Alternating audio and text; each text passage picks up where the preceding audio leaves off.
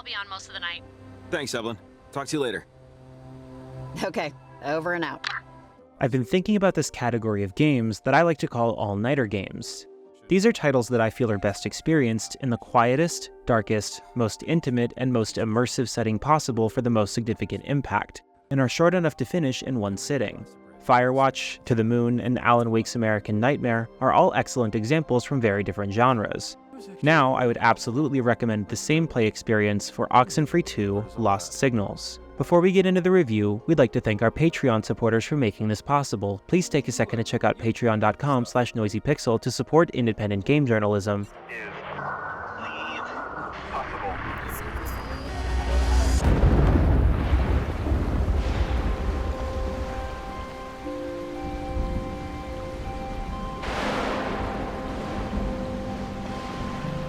I want to note quickly that this game is being marketed as accessible to people who have not played the first Oxenfree.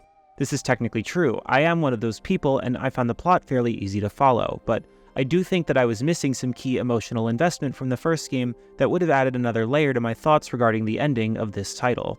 Both entries in the series are around 5 hours long. Oxenfree 2: Lost Signals follows Riley, an adult woman returning to her hometown of Camino, Oregon, to work as an environmental researcher. She has more reasons for wanting to revisit her past, but, well, that's spoiler territory. In town, she wakes up from a strange dream, and is directed to venture out towards the road to meet up with her partner, Jacob, a man who remembers Riley from his high school years and has never moved away from his parents' old cabin.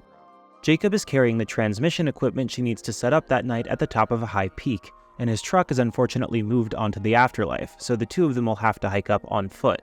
An awkward meeting is revealed to be an awkward reunion. The two of them bond a little over their shared history in the town, and eventually, they reach the peak. This peak reveals the small town is right next to Edwards Island, the setting of the first Oxenfree, and activating the transmitter causes a distortion in the fabric of reality to appear above the island in the shape of a triangle. Strange voices come over the radio, and then they exit said radio as red ghosts. Riley is understandably freaked out and unsure of what's going on as she appears to go back in time to just before she met Jacob and watches a teenager setting the town's general store on fire before waking up.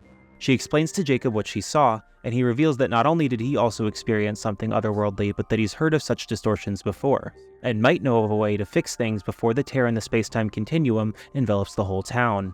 With this premise, it's pretty easy to tell why Netflix bought Night School Studios. Both the aesthetic of the Oxenfree titles and their coming-of-age stories are heavily reminiscent of Stranger Things, the most popular show in the streaming service's history.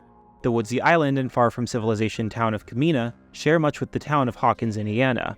However, Lost Signals sets itself more firmly apart with its two central characters already being adults. After setting up the first transmitter, most of the experience consists of exploring the area and activating 3 more transmitters, using your map to navigate to high-altitude areas. Along the way, you'll meet 3 teenagers who seem hell-bent on allowing the distortion to consume reality, and several helpful voices you converse with over Riley's walkie. Given that her perception may be distorted, it's hard to tell how many of your fellow walkie-talkie night owls are real people, but this seems like the best place to highlight the vocal performances, one of the major highlights of Oxenfree 2. Because of the game's zoomed-out camera and 2.5-dimensional environments, Riley and Jacob emote with their bodies but don't have any lip flaps that need to be synced up with their dialogue, allowing the actors to deliver completely natural-sounding performances. The direction is heavily grounded in reality, adding to the intimacy of the play experience, and I was excited to hear from each character even if I didn't find them all on my go-around. Further, the visual design is impeccable and is the primary reason I recommend playing in a dark room or during a quiet night. Like the first game, Oxenfree 2 is a science fiction psychological drama with light horror elements, so while there are occasional jump scares, this is a highly atmospheric experience that takes you through a weird night in this cast's lives. The environment around you is dim yet very visible, and it's easy to find yourself figuratively lost in the woods as you explore, a feeling I believe the title is trying to evoke. I did run into a bothersome speed bump early on, though after the first transmitter was installed. The title appears to give you the opportunity to go to the other 3 locations in any order. Sadly, I ended up picking the one you couldn't actually visit until you'd gone everywhere else to venture towards first. It wasn't a massive detour, but if the game had to present me with a broken bridge scenario, I wish it would have indicated that before I went in entirely the wrong direction. Oxenfree 2 definitely doesn't need fast travel, but it can take some time to really get the layout of the forest trails, and stumbling here left me annoyed. As for the story, I obviously don't want to get too much deeper into it. It takes some fascinating twists and turns, especially regarding Riley's presence in Camino. Still, I would rather leave most of it unspoiled since the narrative is the biggest focus. Some light puzzle elements are generally only there to give you a little more interaction with the world rather than be challenging to complete. A few, towards the end, do require you to brute force them, which thankfully is relatively easy by that point if you've learned how to spot the signs that your radio is doing something useful. The only issue that I had with the plot was that several parts were overly predictable. While there are many more endings than I expected, and I'm very excited to go back in for a replay with a better idea of how to achieve some of them, the overall plot structure will remain largely the same until the endgame. Plus, the most significant decision is at the very end, and the title has no manual save option, so if you don't want to have to replay the whole thing, you'll probably need to do some save file shenanigans.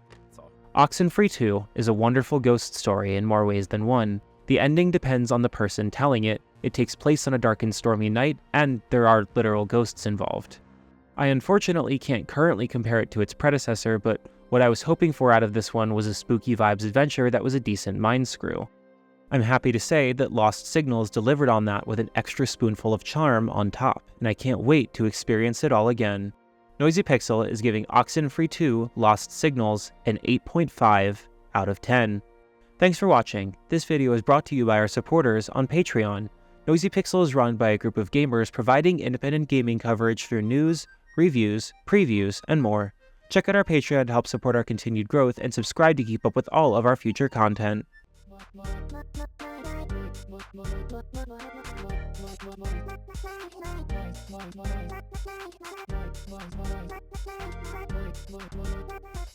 Noisy Pixel.